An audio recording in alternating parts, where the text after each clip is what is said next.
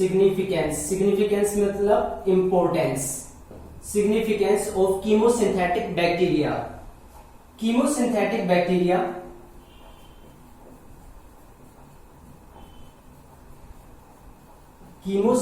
Bacteria help in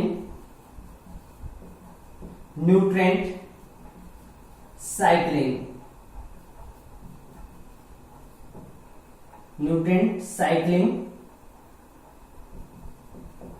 in the environment।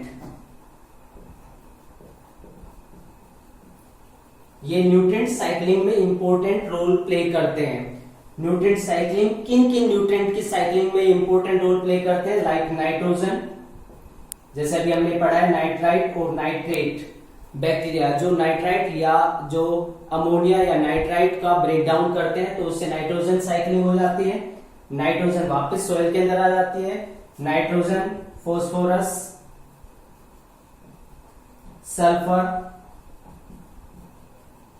Iron etcetera, ऐसे बहुत सारे कंपाउंड्स की न्यूट्रिएंट साइक्लिंग में इंपॉर्टेंट रोल प्ले करते हैं। मींस ये काफी एसेंशियल है लगातार अर्थ के ऊपर लाइफ को सरवाइव कराने में, क्योंकि जब तक न्यूट्रिएंट की साइक्लिंग नहीं होगी नए जो ऑर्गेनिजम्स हैं उनको रॉ मटेरियल नहीं मिलेगा, वो सरवाइव नहीं कर सकते। तो एक तरफ न्यू ऑर्गेनिज्म जो बनेंगे उनको जो रॉ मटेरियल चाहिए वो इनकी साइक्लिंग से मिलता रहता है। तो ये हो गया ऑटोट्रोफिक बैक्टीरिया। अब जो सेकंड टाइप के यू बैक्टीरिया में बैक्टीरिया आते हैं वो है heterotrophic bacteria. Heterotrophic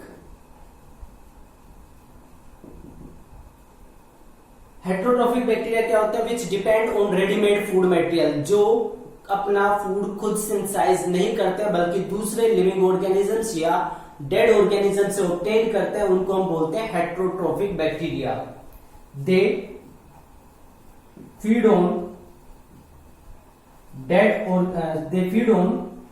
readymade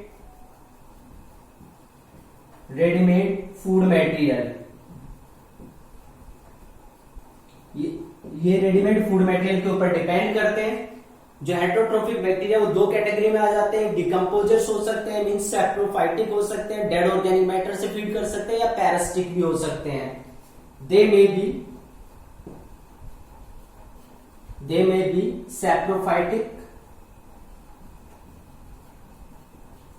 saprophytic means which feed on dead organic matter.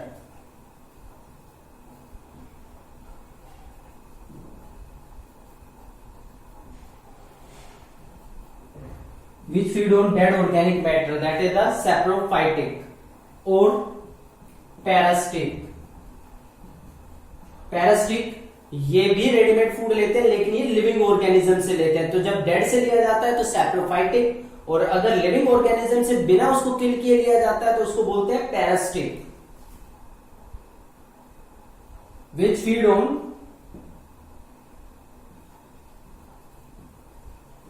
Living organisms. ये लिविंग ऑर्गेनिज्म के ऊपर फीड करते हैं तो इनको हम पैरासिटिक या पैरासाइट्स बोलते हैं, जो लिविंग ऑर्गेनिज्म के ऊपर फीड करते हैं। तो इनका जो न्यूट्रिशन है या जो बैक्टीरिया सैप्रोफाइटिक भी हो सकते हैं और पैरासिटिक भी हो सकते हैं।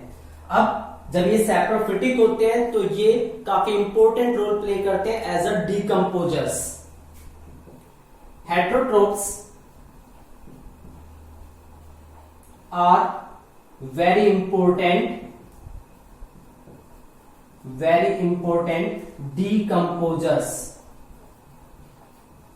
ये काफी इंपॉर्टेंट डिकम्पोजर्स है। अगर ये बैक्टीरिया ना प्रेजेंट हो तो हर जगह पे जो डेड मटेरियल है उसका पूरा ढेर लग जाएगा।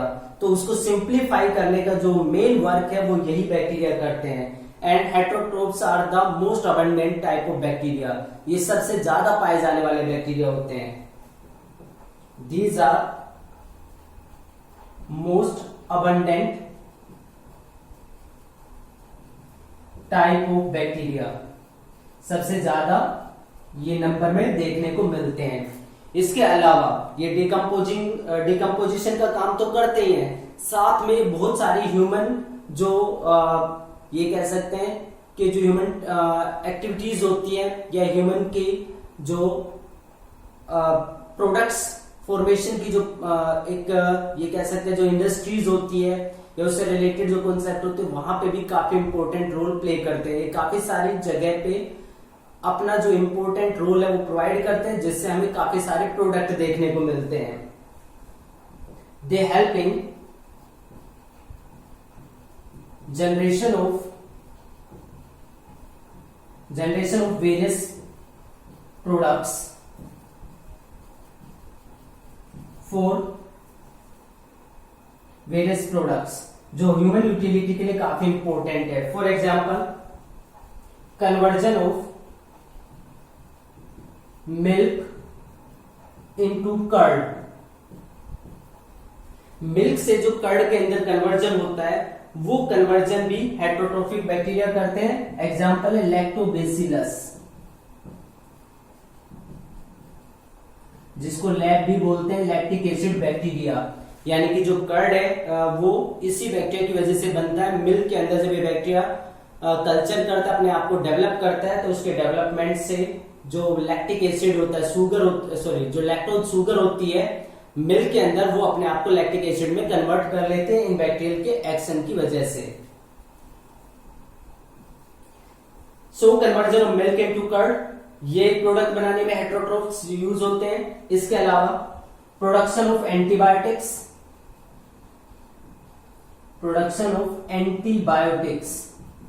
एंटीबायोटिक्स के प्रोडक्शन में भी ये यूज होते हैं। एंटीबायोटिक्स वो केमिकल्स होते हैं जो कुछ माइक्रोब्स प्रोड्यूस करते हैं और वो केमिकल्स दूसरे माइक्रोब्स को जो हार्मफुल होते हैं उनको किल कर देते हैं। तो कुछ बैक्टीरिया ऐसे होते हैं जो एंटीबायोटिक्स प्रोड्यूस करते हैं, जो हमारे इन्फेक्शियस डिजीज से फाइट करने में मदद करते हैं। एग्जाम्पल एंटीबायोटिक जो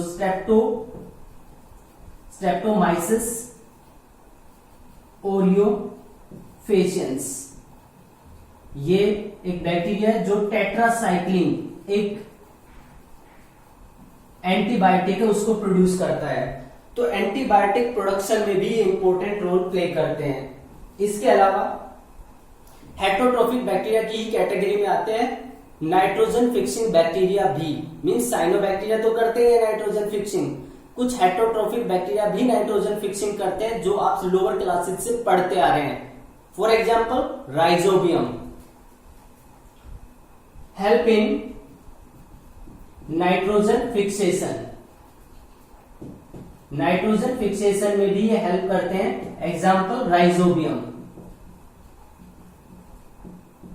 तो जो ह्यूमन ट्रेड्स हैं या ह्यूमन के जो वेरियस प्रोडक्ट्स को ऑब्टेन करने वाली जो एक्टिविटीज हैं उसमें भी हेटरोट्रोफिक बैक्टीरिया काफी इंपॉर्टेंट रोल प्ले करते हैं।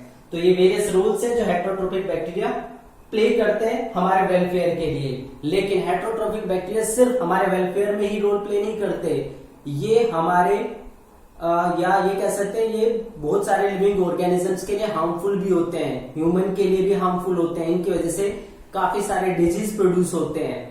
तो डिजीज प्रोड्यूस करने वाले बैक्टीरिया भी हेटरोट्रोफिक बैक्टीरिया ही होते हैं।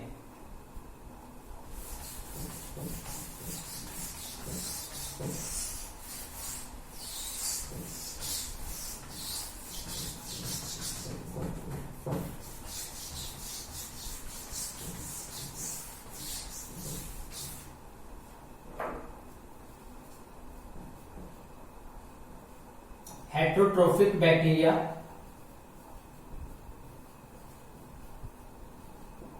also acts as pathogens. Pathogens का मतलब होता है पैथो का मतलब डिजीज, जन मीन्स जनरेटिंग, बहुत सारे डिजीज को जनरेट करने का काम भी ये करते हैं। Disease generating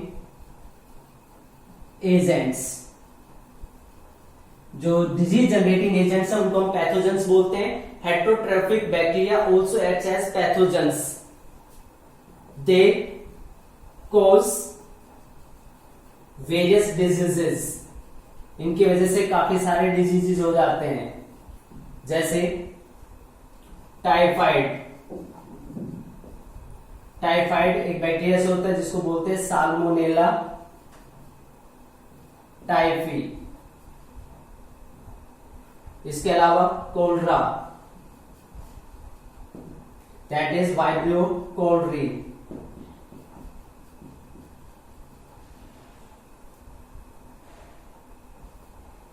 vibrio cholerae. इसके अलावा ट्यूबरकुलोसिस, जो टीबी होती है, tuberculosis Mycobacterium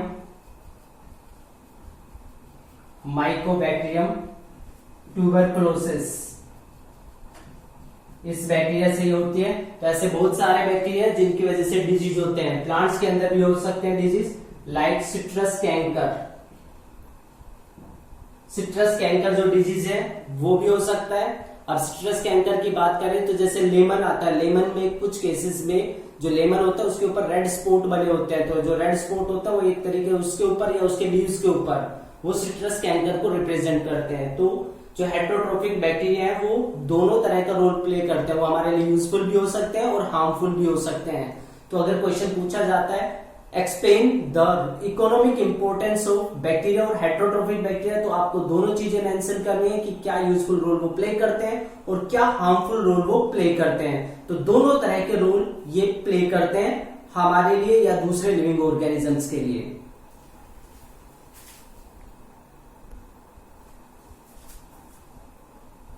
Now the next topic that is reproduction.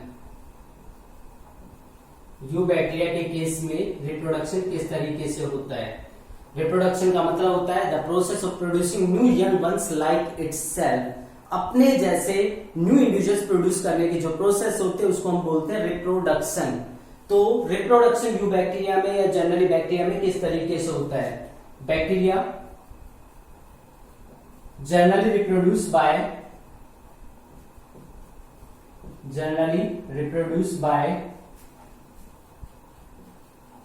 by fission process। Fission process से जनरली इनके केस में रिप्रोडक्शन होता है। फिजन प्रोसेस होती क्या है? फिजन का मतलब होता है break down, that is when a unicellular parent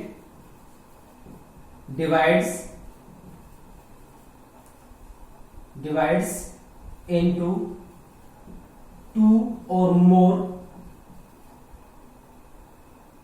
daughter individuals,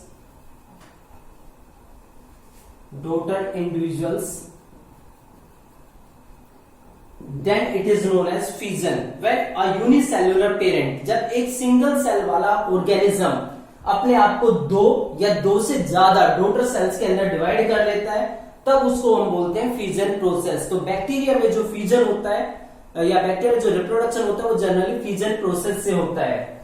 कोई एक पर्टिकुलर सेल है, मान लेते हैं एक बेसिलस है, इसके अंदर ये इसका न्यूक्लियोइड पार्ट है, इसको डिवाइड करना है।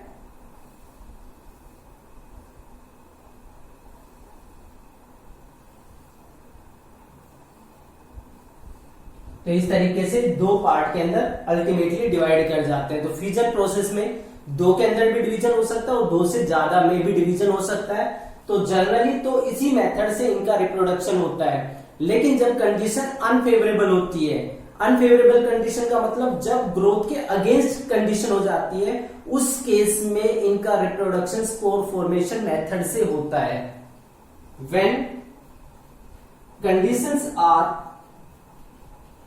when conditions are unfavorable,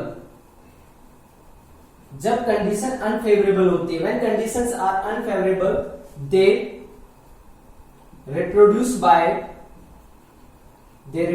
by the formation of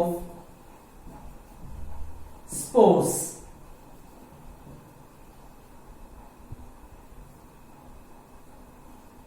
जब कंडीशन अनफेवरेबल होती है, इनके अगेंस्ट हो जाते हैं, उस टाइम पे ही स्पोर्स बना के तब रिप्रोड्यूस करते हैं। स्पोर रेजिस्टेंट स्ट्रक्चर्स होते हैं, बॉडीज होती है जो अनफेवरेबल कंडीशंस को विथस्टैंड कर लेती है, सहन कर लेती है, और जब फेवरेबल कंडीशन आती है तब वो उसमें स्पोर के जर्मिनेशन से एक नया ऑर्गेनिज्म बन जाता है। कैसे? जैसे एक सीड होता है, सीड को हम स्टोर करके रख सकते हैं, और जब हम उसको मॉइस्चर या लाइट कंडीशन, टेम्परेचर सब स्टेबल प्रोवाइड करते हैं तो उसमें से एक नया प्लांटलेट निकल जाता है। इसी तरीके से जो स्पोर होता है उसकी जो वॉल होती है वो काफी रेजिस्टेंट होती है। अब मान लो कोई बैक्टीरिया वाटर के अंदर प्रेजेंट है, वाटर ड्राई हो गया है, कोई वाटर कंटेंट नहीं बचा है, तो स्पोर फॉर्म में आ गया है।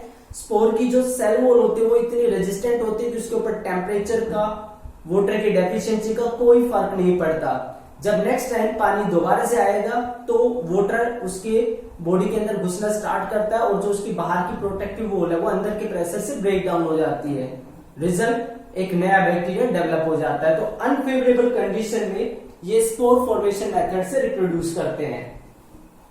इसके अलावा बैक्टीरिया ऑल्सो रिप्रोड्यूस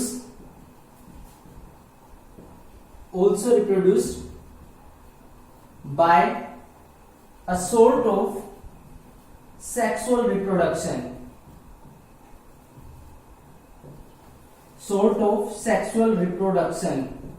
इनमें सेक्सुअल रिप्रोडक्शन की तरह एक और मेथड से भी रिप्रोडक्शन होता है, हालांकि एक्चुअल सेक्सुअल रिप्रोडक्शन इनमें नहीं होता। ये प्रिमिटिव मेथड होता है जिसमें थोड़ा सा जेनेटिक मटेरियल एक पर्टिकुलर ऑर्गेनिज्म से दूसरे बैक्टीरियल सेल के अंदर ट्रांसफर हो जाता है। A primitive method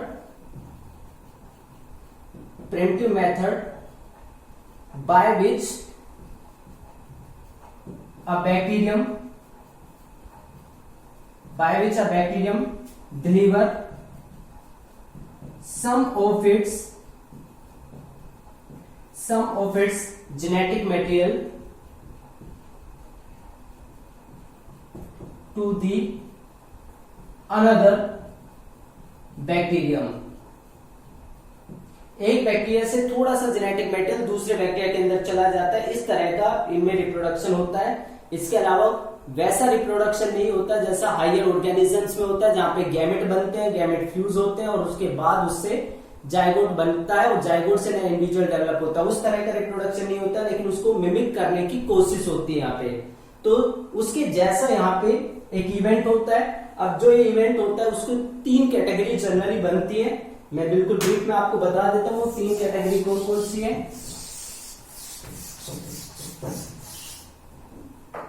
फर्स्ट है conjugation,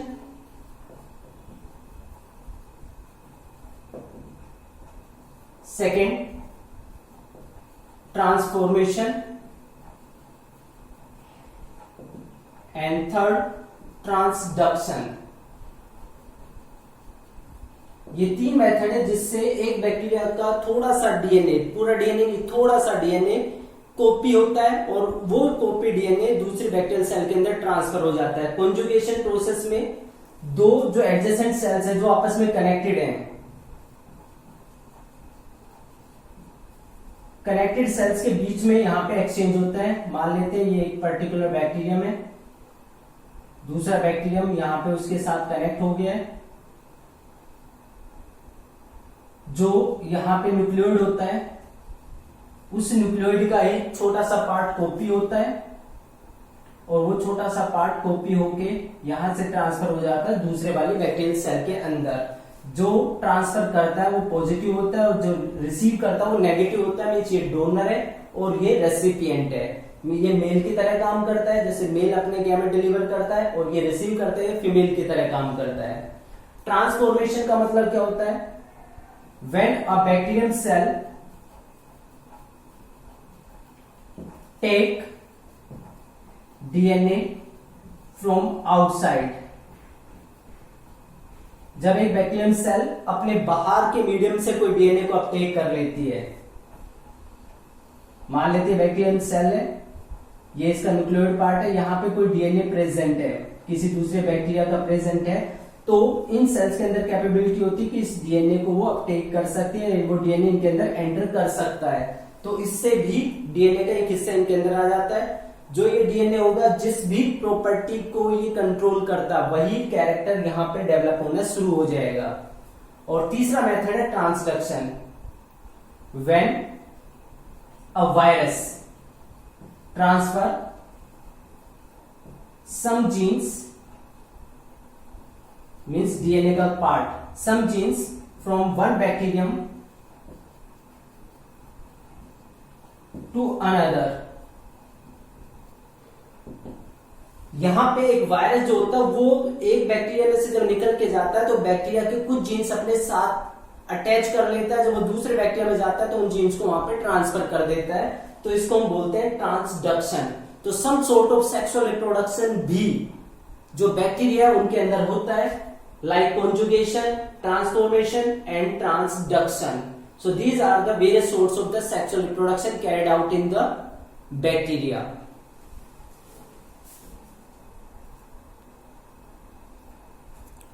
Now this is the last part of the eubacteria, mycoplasmas or mycoplasma. These are the smallest living organisms. ये सबसे छोटे लिविंग ऑर्गेनिज्म होते हैं जिनकी साइज रेंज 0.15 माइक्रोन के करीब होती है। ये इनका साइज होता है, सबसे छोटी सेल में ये कंसीडर किए जाते हैं। एक बैक्टीरिया और होता है जिसको बोलते हैं डायलिस्टर।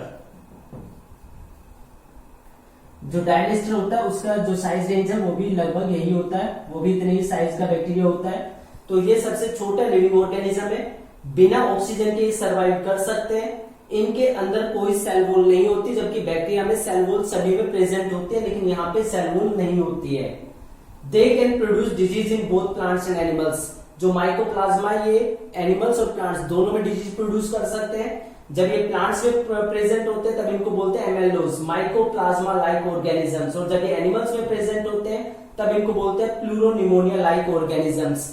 प्लूरोनिमोनिया लाइक ऑर्गेनिज्म इसलिए क्योंकि सबसे पहले जिस फ्लूइड में से इनको निकाला गया था वो प्लूरल फ्लूइड था जो कि लंग्स के चारों तरफ होता है, तो इसलिए इसका नाम पीपीएलओ रखा गया है। So that is all about the kingdom Monera.